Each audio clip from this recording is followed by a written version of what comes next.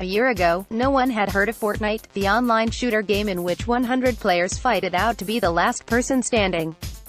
Now it's the biggest video game in the world, with an obsessive fanbase among school children and teenagers. Previously only available on consoles and PC, the last week an Apple iPhone version was given a limited release, and within hours it topped the iTunes chart in 13 countries and, according to Sensor Tower, the market research firm, made $1.5 million £1.06 million in revenue for Epic Games, its developer, in its first 3 days. This in spite of the fact that access is via email invite only, and the game is free to download.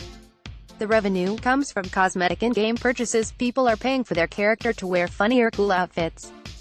This comes as no surprise to anyone who has been watching the meteoric rise of the game since Epic redesigned what was previously a cooperative survival adventure, and made it free to download. In February, the PC, PlayStation and Xbox versions made a combined $126 million in revenue, according to Superdata, the research company. At any one time, there are 3.4 million people playing online, putting it amongst hugely established titles such as Counter-Strike, Dota 2, and the very similar PlayerUnknown's Battlegrounds, PUBG, a game that Epic was accused of copying. What is gaining most attention though is how hugely popular the game is with children. Parents are taking to Facebook and Twitter to vent their concerns, with one mother stating, "It's the only game my boys and friends play. FIFA is forgotten all of a sudden, as well as Call of Duty for the older ones." In February, Amy Selling, a US blogger, went viral with her post, "How I Lost My Kids to Fortnite," receiving hundreds of responses from other parents. One mother complained that her 10-year-old son had changed as a result of his addiction to the game. The popularity with children and teens is partly down to the fact that the game is free. Its bright cartoon-like visuals, exaggerated special effects and slapstick humor also set it apart from other titles, as does its huge range of purchasable clothing items and emotes, allowing players to dress up as astronauts and superheroes, and perform dance moves and mocking gestures towards other players. In Fortnite, 100 players fight it out to be the last person standing.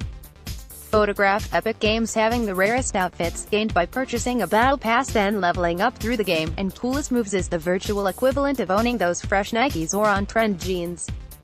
Fortnite is the latest game to prove how powerful a free game offering can be, says James Batchelor of Games Industry Biz. The impressive revenues Epic has generated show that people are more than willing to invest in an experience they enjoy. It is another example of an ongoing trend in the mobile space, real games for real gamers. With smartphones becoming even more powerful, traditional gamers are seeking more PC-like and console-like titles to play on the go, and Fortnite shows that companies no longer have to water down their games for mobile. The download figures are impressive, but as Piers Harding-Rolls, head of games at the research firm IHS Markit, points out, there is plenty of room for growth. This initial launch is weighted towards Western players, so there is potential for significantly more scale from markets such as China. Last week, when top Fortnite streamer Tyler "Ninja" Blevins played against Drake, the rap star, on the streaming channel Twitch, over 600,000 people tuned in to watch, doubling the channel's previous record for concurrent views. For all its success, however, Fortnite is likely to be subject to the familiar whims of its largely young aunts. The last big crossover gaming craze, Pokémon Go, hit 750 million downloads and over $950 million in revenue in its first year on sale, but has now dropped out of the top 50 iPhone game downloads, according to App Annie, the data site. A year ago, parents hadn't heard about Fortnite. In a year's time they may well be wondering what all the fuss was about.